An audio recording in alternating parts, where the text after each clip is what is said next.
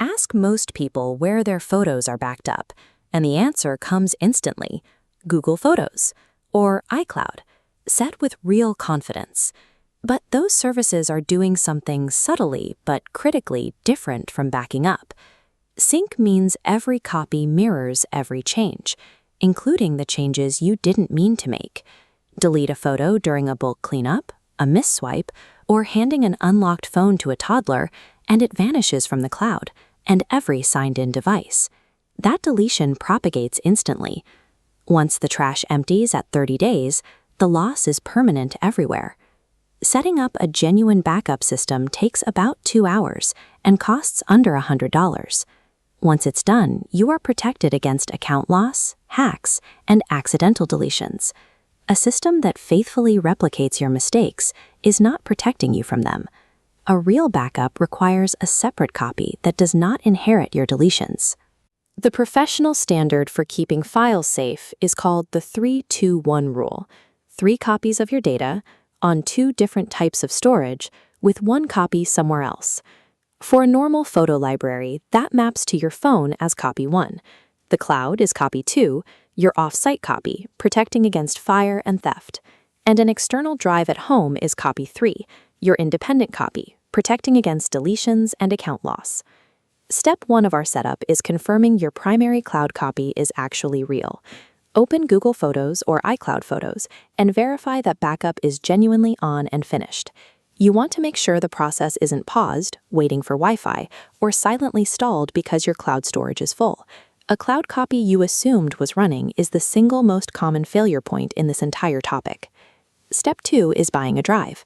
A 2 terabyte external solid-state drive runs roughly $60 to $120 and will comfortably hold most family libraries. This chart shows the annualized failure rates from Backblaze's 2025 Drive Stats report, which analyzed over 340,000 hard drives. They found a 1.36% annualized failure rate. That's exactly why an external drive is copy 3 of 3, not copy 1 of 1. We use SSDs because they lack moving parts, so they handle getting bumped in a drawer much better than traditional spinning drives. Step 3 is getting your photos out of the cloud. For Apple users, go to privacy.apple.com, request a copy of your data, and select your photos.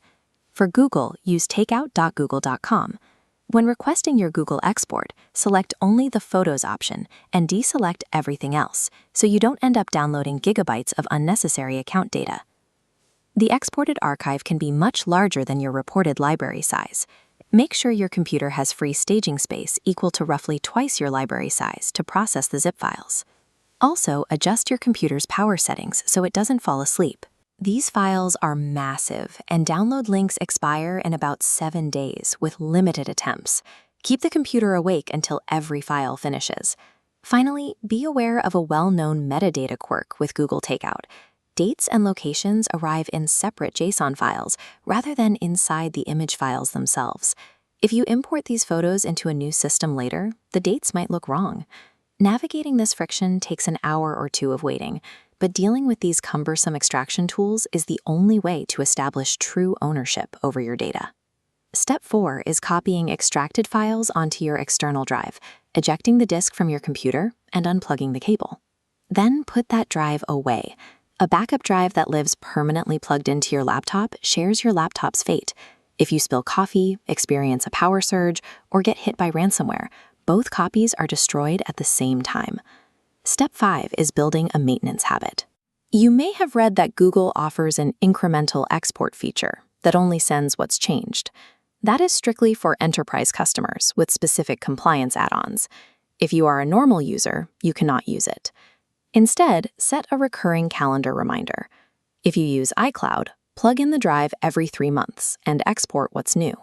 For Google, you can schedule Takeout to run automatically every 2 months, but you'll have to download the entire library again each time. Then, once a year, test a restore. Plug your drive into a different computer and open a handful of photos directly from the disk. You need to verify that the files actually open. Backups fail silently. A drive that never updates and is never tested is not a safety net. It is just a folder holding a version of your life that ended the day you made it. If you followed these steps, You now possess an offline, air-gapped vault of your memories, completely immune to digital accidents. If you have a massive library, multiple family members, or want cloud-like convenience without the subscription, you can upgrade this setup by building a network-attached storage system on your home network.